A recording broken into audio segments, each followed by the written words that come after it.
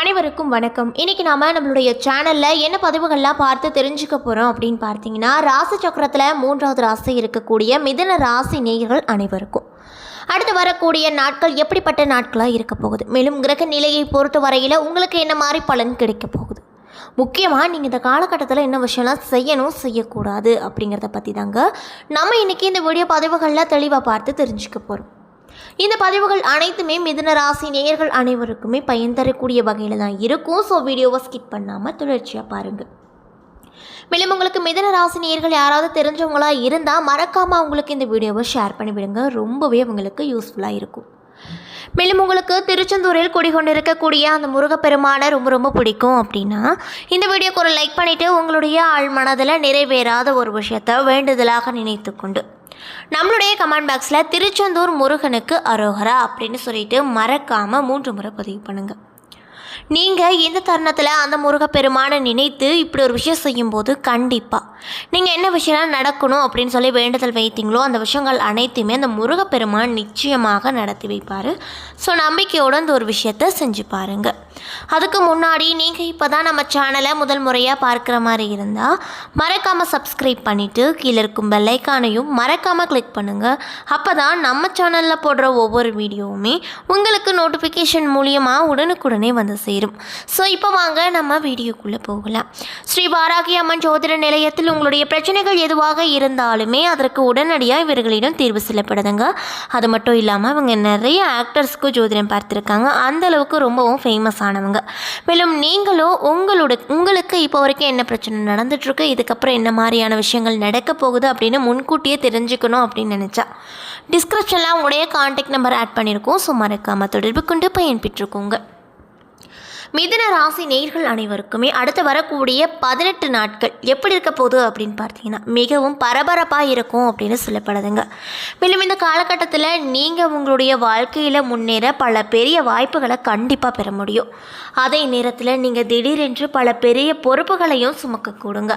அது மட்டும் இல்லாமல் இந்த 18 நாட்களானது உங்களுடைய கனவுகள் மற்றும் இலக்குகளை நிறைவேற்றக்கூடிய நேரக்கட்டமாக கண்டிப்பாக அமைய போகுது. அதில் எந்த ஒரு மாற்றமும் கிடையாது.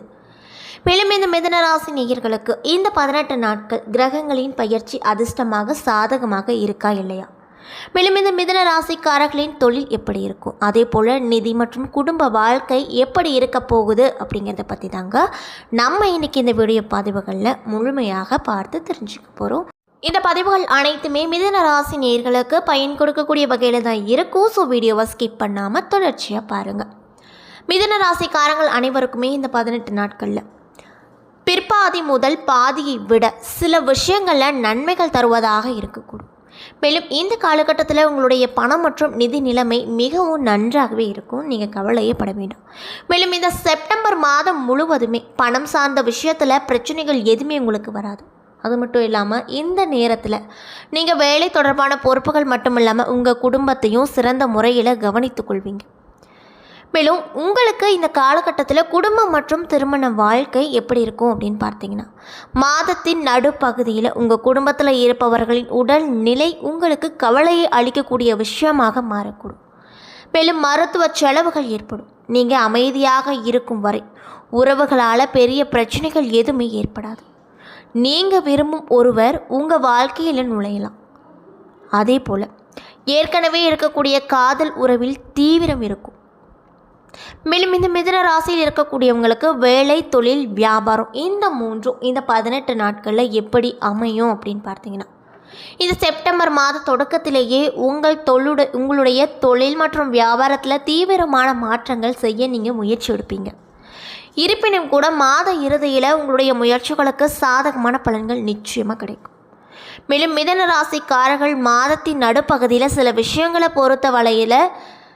சில விஷயங்களை பெறுவதற்கு குறுக்கு வழிகளை பின்பற்றக்கூடாது. மேலும் செப்டம்பர் மாதத்தின் நடுப்பாதையில் வேலையில் இருக்கக்கூடியவங்களுக்கு தங்களுடைய பணியிடத்தில் கவனமாக இருக்க வேண்டும்.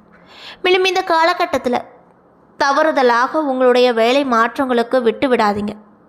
மேலும் உங்களால் முடிந்தவரை செய்ய முயற்சி செய்யுங்க. இல்லை அப்படின்னா நீங்கள் தேவையற்ற பிரச்சனைகளை அவமானங்களையும் சந்திக்க நேரிடும். அந்த வகையில் தான் இந்த 18 நாட்களானது இந்த மிதுன ராசி நேயர்களுக்கு அமைய பெற்றிருக்கு. ஸோ பார்த்து கவனமாக இருந்துக்கோங்க. அதே போல் இந்த காலகட்டத்தில் ஒரு சில விஷயத்துலலாம் நீங்கள் ரொம்ப கவனமாக இருக்கணும் அப்படின்னு சொல்கிறாங்க. அந்த விஷயங்கள்லாம் என்னன்னு பார்த்தீங்கன்னா, மாதத்தின் 2வது பாதியில் உங்களுடைய உடல் நலம் மற்றும் உறவுகளில் சிறிது கவனம் செலுத்த வேண்டுங்க. மேலும் இந்த நேரத்தில் சில தவறான புரிதல்களால் குடும்பத்தினர் மற்றும் நெருங்கிய நண்பர்களோடு வாக்குவாதங்கள் ஏற்படும். அதனால் நீங்கள் இந்த காலகட்டத்தில் உங்களுடைய பேச்சுவார்த்தைகளில் அதிக அளவில் கவனத்தை செலுத்துவது நல்லது அப்படின்னு சொல்லப்படுதுங்க. அதே போல் கிரக நிலைகளை ஆராய்ந்து பார்க்கும்போது உங்களுக்கு இந்த 18 நாட்களானது மாத தொடக்கத்தில் உங்களுடைய ராசிநாதன் புதன் தனஸ்தானத்தில் சஞ்சரிக்கிறார். தொழில் ஸ்தானாதிபதியாக இருக்கக்கூடிய குருவும் லாபாதிபதியாக இருக்கக்கூடிய செவ்வாயும் இணைந்து விரய ஸ்தானத்தில் சஞ்சரிக்கிறாங்க.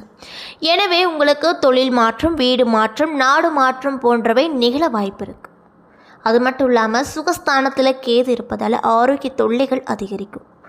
வாகனங்களில் செல்லும் பொழுது கூடுதல் கவனத்தோடு நீங்கள் செயல்படுவது ரொம்ப நல்லதுங்க. மேலும் பொருளாதாரத்தில் வீழ்ச்சியும் எழுச்சியும் கலந்த நிலையாக தான் உங்களுக்கு இந்த காலகட்டம் அமைஞ்சிருக்கு.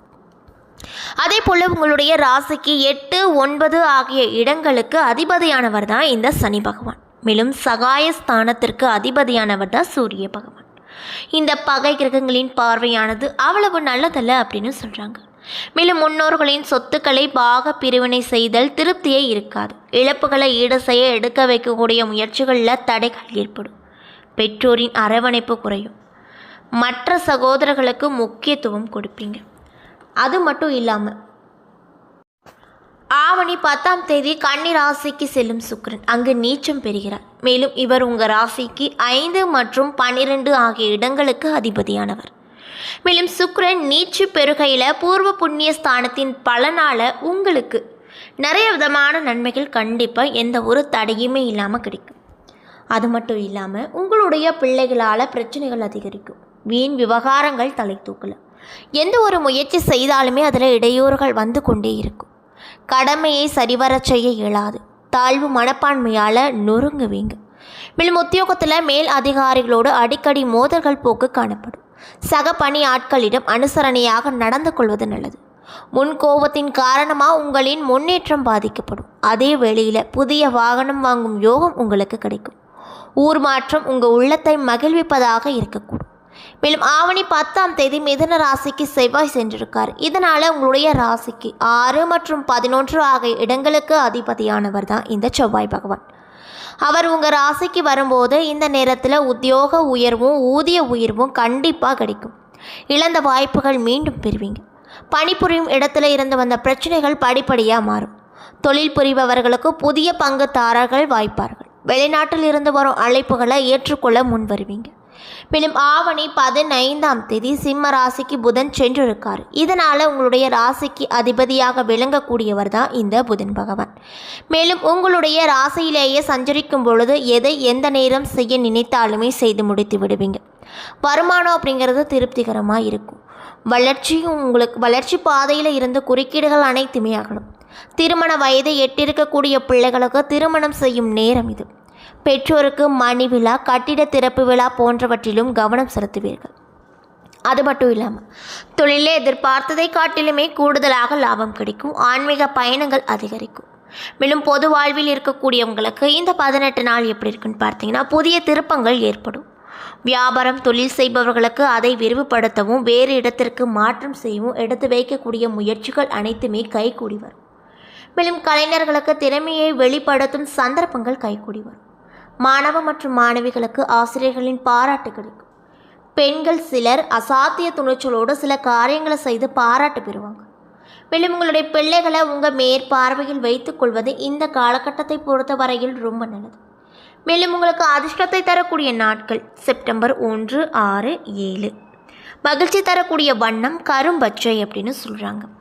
என்ன நண்பர்களே, இந்த கூடிய பதிவுகளில் மிதுன ராசி நேயர்கள் அனைவருக்கும் அடுத்து வரக்கூடிய 18 நாட்கள் எப்படிப்பட்ட சிறப்பு வாய்ந்த நாட்களாக இருக்க போகுது அப்படின்றத பற்றி தெளிவாக இந்த வீடியோவில் பார்த்துருப்பாங்க.